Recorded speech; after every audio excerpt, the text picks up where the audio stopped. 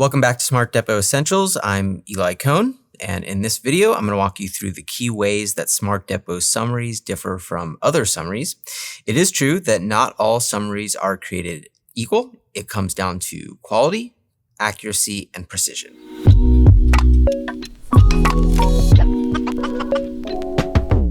So whenever we talk about SmartDepo, I like to focus on this document that you see right here. This is what's called a motion for summary judgment.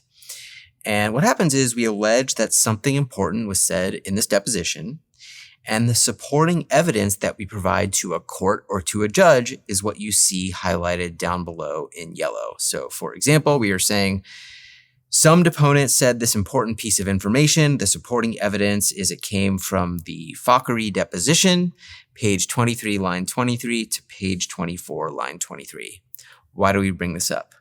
Well, we bring this up because our clients use SmartDepo in a way where they can just copy and paste the citations directly from our page line summary and put them right into court documents like the motion for summary judgment I showed you just a moment ago. So when we built SmartDepo, we thought of 4 key things that were really important that would enable us to have a really high quality summary every single time. The first is we decided we wanted to make our citations very precise. What does that mean? That means we're not going to be citing 3 to 4 pages at a time or even a few paragraphs at a time, but oftentimes we're citing 1 to 2 lines of dialogue. Secondly, we wanted to figure out a way to be able to guarantee the accuracy of the citation. So if we say that this information came from page 25, line 10 to page 26, line 13, we can guarantee that that citation is associated with the questions and the answers in that page range. Third, we determined that we wanted to summarize the entirety of the transcript, not leaving out any questions and answers. That's super important because it reduces any chance of what we call errors of omission. We don't know what's important to our clients' cases, and therefore we want to summarize everything so that we'll never hear, hey, you left this out from the summary. This was important to our case. We're just going to summarize everything and therefore reduce any chance that we leave something important out in our summaries. And then finally, we recognize that technology does some things really well, but it also has some shortcomings. And so we employ a human in the loop to look at every single transcript and look for what are called predictable errors. These are things that we know that could pop up that we might need to change, and it needs a human eye on it in order to be able to guarantee the accuracy and the quality before we provide our summaries back to the clients. And what we provide are 4 products with every single transcript. They come in 2 Microsoft Word documents. The first is a narrative summary, a short overview of what was discussed in the deposition without any citations. We then generate a list of what we call key admissions, potential important recommendations that you might want to review first before you get into the meat of the summary.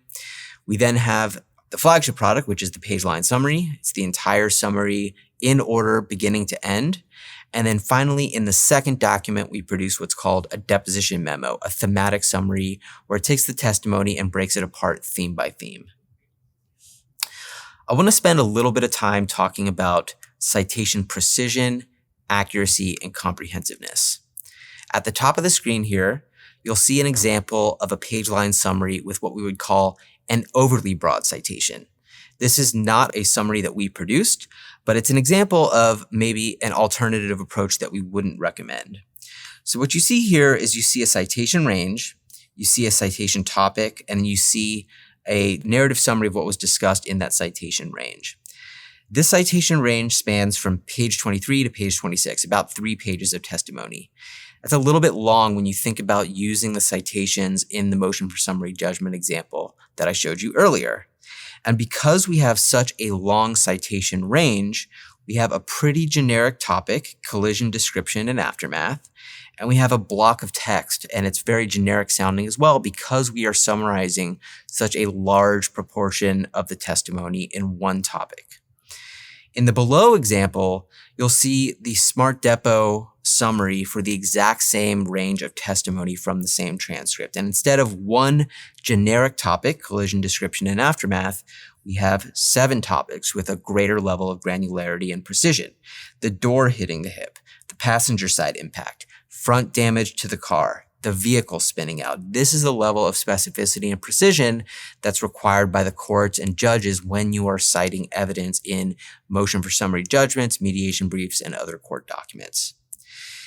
Additionally, you can see each citation range spans just a few lines of dialogue. We have a very short little summary, and then we have a hyperlink citation so you can verify the accuracy of what was discussed.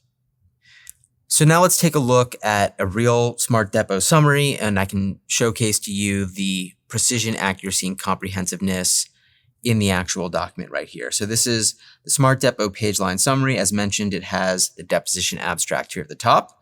We then have our list of key admissions, and then we get to the table of contents. The table of contents breaks apart the entire summary chapter by chapter. Each chapter has a range of testimony associated with it, and what you can see is where one chapter ends, for instance, on page 23, line 5, the next chapter will always begin on the very next line of dialogue. And that pattern will persist throughout the page line summary, and it's our way of showing that we do not leave out any question or answer in our page line summary, and therefore no errors of omission.